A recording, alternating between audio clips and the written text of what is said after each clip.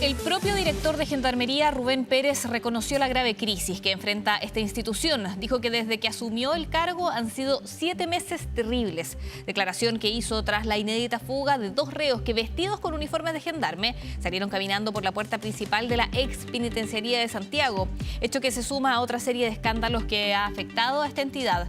Queremos conversar sobre este tema, analizar lo que pasa en Gendarmería, y para eso estamos con Claudio Martínez, ex director de Gendarmería. Claudio, bienvenido a la mañana informativa. Muchas gracias, buenos días. Aquí estamos a vuestra disposición. A ver, lo primero que quiero preguntar es respecto a lo último, ¿no? Con lo que iniciábamos esta conversación, la fuga de 2 reos que aparentemente vestían uniformes de gendarmería o similares o muy parecidos y que salieron por la puerta de la expenitenciaría a plena luz del día y todavía no son encontrados.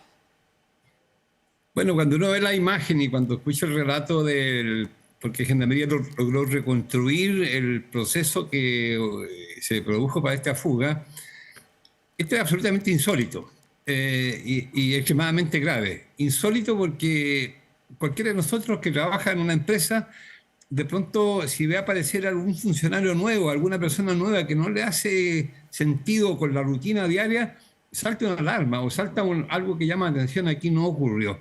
O sea, aquí hay que pensar que estos delincuentes se vistieron o disfrazaron de gendarme en el corazón de la penitenciaría y luego fueron pasando una serie de esclusas hasta llegar a la calle.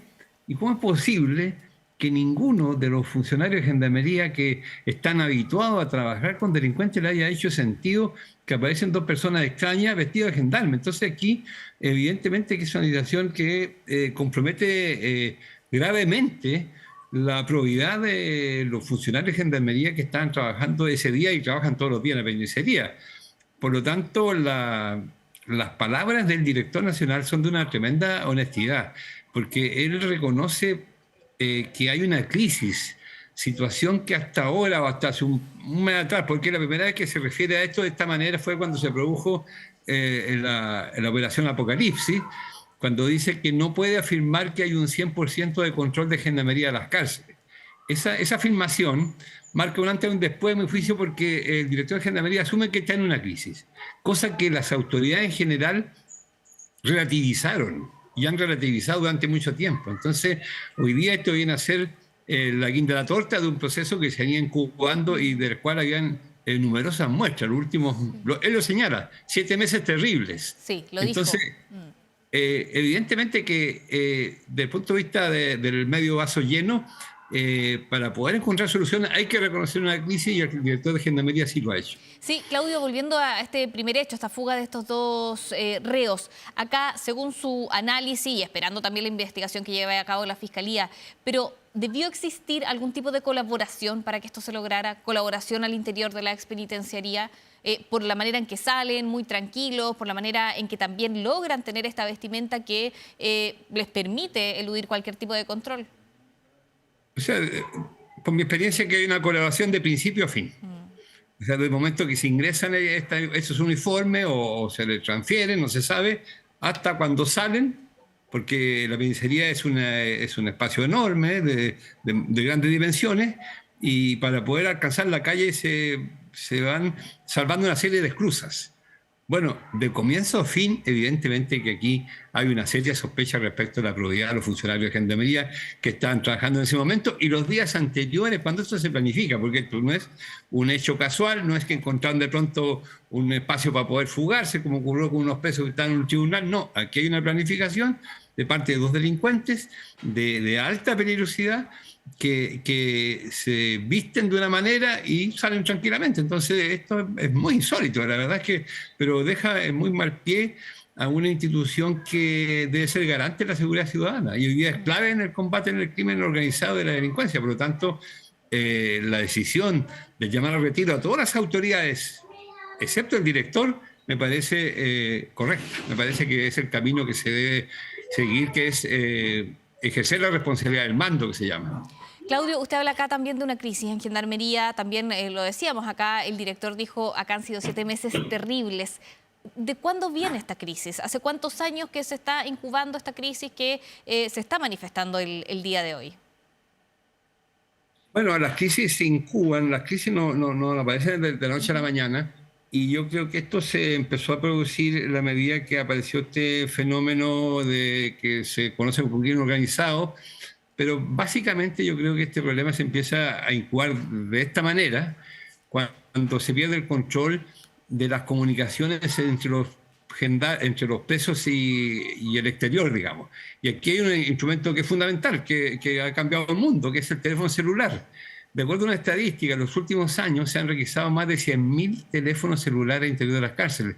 El año pasado se requisaron más de 30.000 teléfonos celulares. Entonces, la cárcel, que era un elemento que aislaba de alguna manera al condenado de la sociedad, hoy día está cumpliendo un rol muy relativo, porque a través del uso de estas comunicaciones expeditas, lo que ha ocurrido es que los delincuentes han instalado sus oficinas al interior de las cárceles y de ahí articulan los delitos, las bandas, instrucciones, extorsiones, secuestros y una serie de delitos que antes no conocíamos. Entonces, yo pienso que cuando se perdió el control del control de las comunicaciones, se empezó a fraguar esta crisis que hoy día tiene sumido a instituciones del Estado en un problema de plana mayor. O sea, estaríamos hablando de por lo menos unos 20 años o por lo menos unos 17, 18 años, cuando, claro, se introducen estos teléfonos que tienen internet, ¿no? Que tienen mucha más capacidad de comunicación. ¿Ahí lo sitúa usted? Yo creo que en los últimos 10, 15 años este problema empezó hasta que ya explota, digamos, cuando cambia el perfil del delincuente y es un delincuente con mucho más recursos. Pero este problema se empezó a gestar en la medida... Mire, le voy a contar una historia.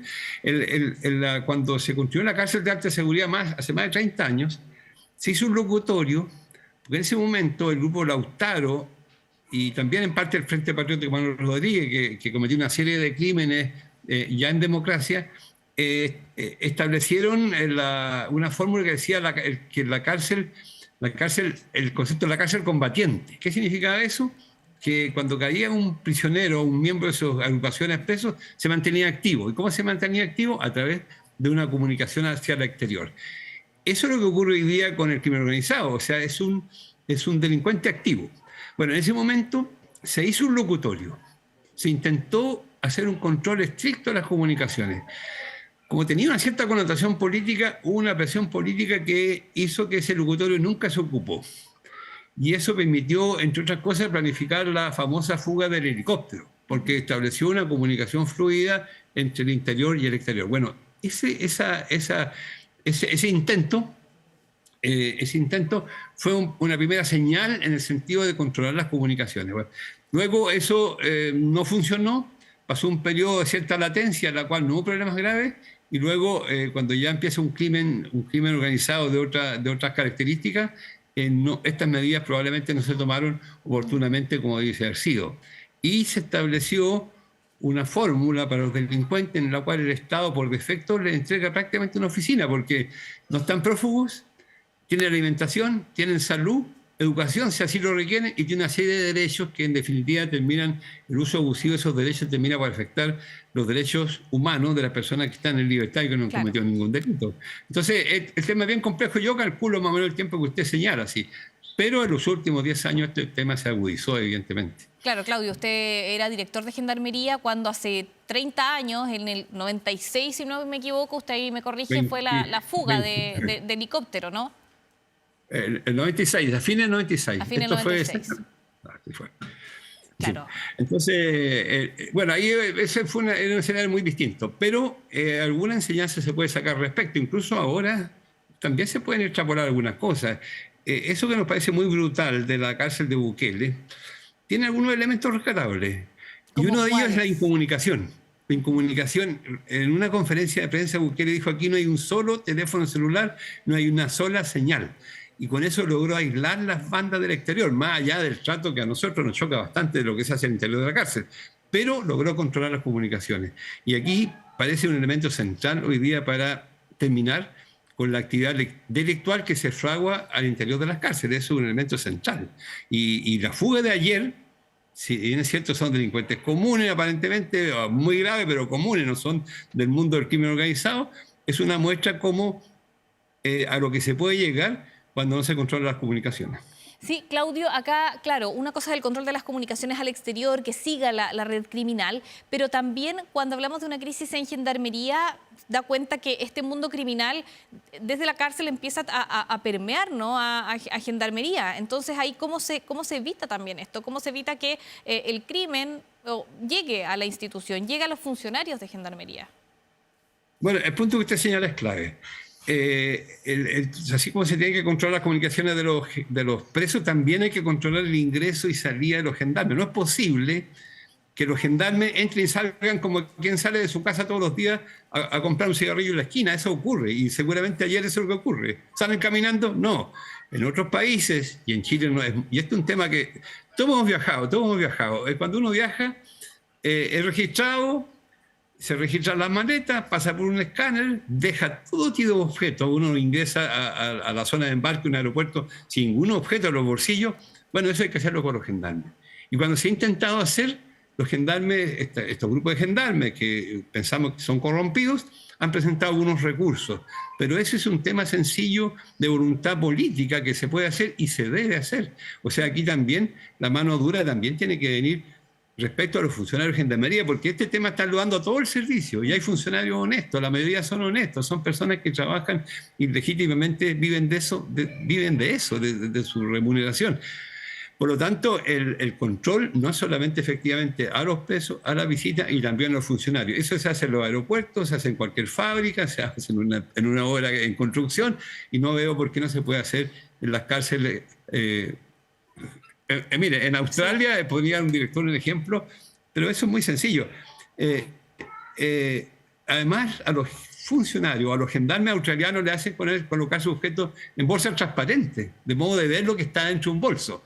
Bueno, esas medidas hay que tomarlas. Son ni siquiera son muy duras, pero son necesarias, Claudio, imprescindibles. ¿qué pasa con las condiciones laborales también de los funcionarios de gendarmería? ¿Hay que mejorar esa situación?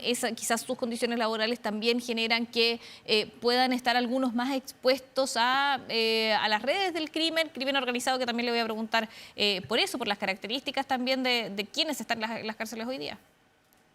Bueno, Gendarmería, sus funcionarios son evidentemente una población que está expuesta porque es la única organización del Estado que convive todos los días con el mundo del delito de manera directa. Sí. Convive todos los días con delincuentes de manera directa. Ni la policía, ¿cierto?, ni carabineros, los gendarmes sí. Por lo tanto, es inevitable que se produzcan ciertas relaciones de confianza, porque somos seres humanos al final. Y para eso, en algunos países se han adoptado medidas como hacer una rotación permanente de los funcionarios, de modo que no se produzcan relaciones de confianza que finalmente terminen por ser perversas respecto a la función pública que deben cumplir estos funcionarios. Ese es un punto, porque evidentemente estar todos los días trabajando y, entre comillas, conversando incluso con delincuentes, hace que en alguna medida se corren ciertos riesgos, por un lado de contaminación criminógena y por otro lado de extorsión, amenazas, coacción, también eso ocurre. Por lo tanto, ese es un punto que hay que considerar en una reforma estructural de gendarmería. Ahora, la relación de gendarmería en general con el mundo del delito, por lo mismo tiene que estar sometida a controles también internos por parte del propio servicio. Pero ahí, por ejemplo, quizás mejorar los sueldos o mejorar algún tipo de beneficios, ¿podría ayudar también a Gendarmería? Mire, las remuneraciones no son de las más bajas de la administración pública, de los gendarmes. Y el sistema de previsión y jubilación es a través de DIPRECA, que es un servicio como la Fuerza Armada, ¿cierto? Porque la DIPRECA es la Dirección Previsional de Carabineros, que es notablemente superior a la de cualquier trabajador chileno a través del sistema AFP. Por lo tanto, ese no es el punto. El punto es el hacinamiento, sí, porque produce una contaminación criminógena. Son los riesgos que se corren, aunque hay en general las agresiones o situaciones críticas para gendarmes son muy excepcionales hasta ahora, afortunadamente. Por lo tanto, yo creo que las condiciones de trabajo no son el principal problema, sino que el principal problema es el poder del dinero que tienen estas bandas que pueden corromper a gendarmes que ven de manera muy relativamente simple poder mejorar de manera ilícita sus ingresos económicos. Entonces, por lo tanto, aquí hay que asumir que eso es un riesgo, hay que asumir que eso es posible, hay que asumir que eso ha estado sucediendo, por lo tanto hay que establecer mecanismos de control estricto también hacia los gendarmes. Mire, ayer la fuga reúne todos estos elementos.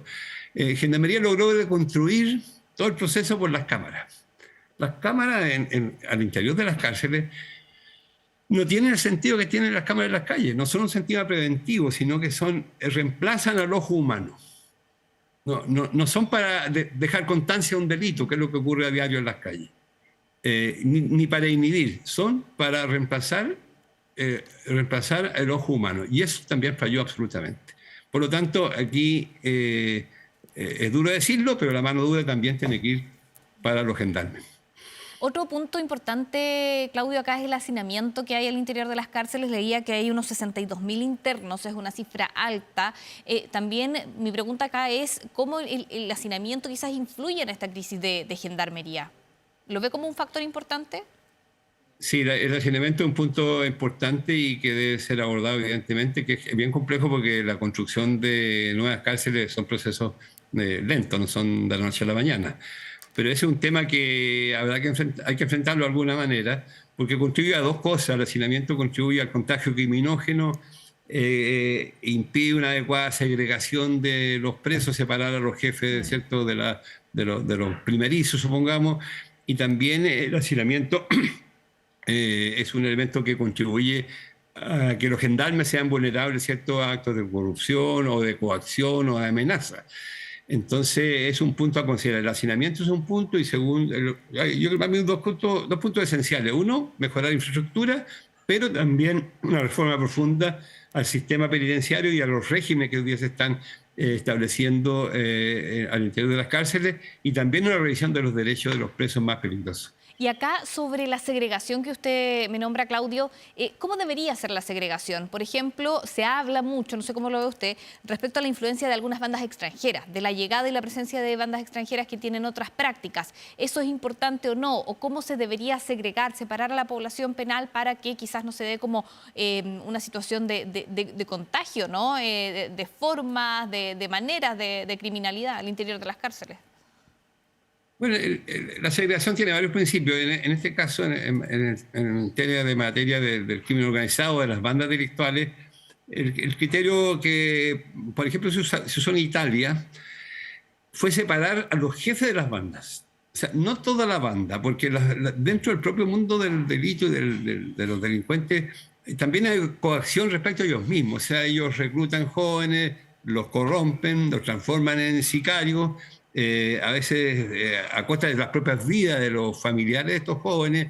Por lo tanto, aquí parece fundamental separar a los generales de la tropa, por decirlo de esa manera, y a esos generales aplicarle medidas absolutamente restrictivas de comunicaciones hacia el exterior y también hacia el interior, porque también tiene que haber un grado en comunicación al interior para evitar el contagio criminógeno y la emisión de órdenes. O sea, aquí la clave es cortar los conductos a través de los cuales las bandas se comunican y actúan, interactúan o planifican delitos. Y para ello, la segregación más inmediata debería ser, o debe ser, yo entiendo que Gendarmería lo intenta hacer, es separar a los cabecillas, ¿cierto?, de la tropa y de los menos, entre comillas, contaminados con el mundo del crimen. Y otro punto importante es que ayer, a propósito de también todo lo que ocurrió en la expenitenciaría, las autoridades nuevamente hacían un llamado a la reforma de Gendarmería. Aprovecharon de hacer un llamado a la reforma, también a que pase Gendarmería a las fuerzas de orden y seguridad, que no sigan en el Ministerio de Justicia, que cambien de ministerio. ¿Cuán importante ve usted ese cambio? ¿Ayudará en la crisis de Gendarmería? Bueno, a mí me parece un cambio fundamental, porque Gendarmería es un actor relevante hoy día del circuito de la seguridad pública. Y parecía bastante extraño que Gendarmería no hubiese sido desde el comienzo parte del Ministerio de Seguridad Pública, sino que se mantuvo en el Ministerio de Justicia. Eso genera varias situaciones. Uno, primero que nada, varias vocerías. Usted ha visto que de pronto la vocería respecto a la seguridad es compartida por el Ministerio de Justicia o por el Ministerio de Seguridad Pública o eventualmente el Ministerio de Interior. Entonces, hay una situación difusa respecto al liderazgo que se debe asumir respecto al tema del crimen organizado. o del mundo del delito. En segundo lugar, Gendarmería es un híbrido hoy día, es un híbrido entre una institución armada, uniformada, jerarquizada, que usa armas, con una institución que tiene las características también del servicio civil del Estado, o sea, funcionarios públicos comunes y corrientes. Y ese híbrido, lo que ha ocurrido, que con el tiempo ha ido se estructurando un servicio que debe tener una prestación integral de una función pública, como es la seguridad. Entonces hay 10 gremios, hay funcionarios que están sometidos a todo el sistema de la administración pública y por otro lado tienen una estructura media, digamos, una estructura militar. Por lo tanto, este traspaso al Ministerio de Seguridad Pública tiene dos objetivos a mi juicio. Uno, reestructurar una cadena de mando, establecer un canal de comunicaciones con los responsables de la seguridad, que es el Ministerio de Seguridad Pública y no el Ministerio de Justicia. Y en segundo lugar, también imponer al interior una estructura de disciplina en el cumplimiento del deber que hoy día está fracturada. Bien, Claudio Martínez, exdirector de Gendarmería, muchas gracias por esta conversación y análisis respecto a lo que pasa con Gendarmería. Vamos a ver cómo se avanza la investigación después de la fuga de estos dos reos y qué pasa también con esta reforma. Gracias.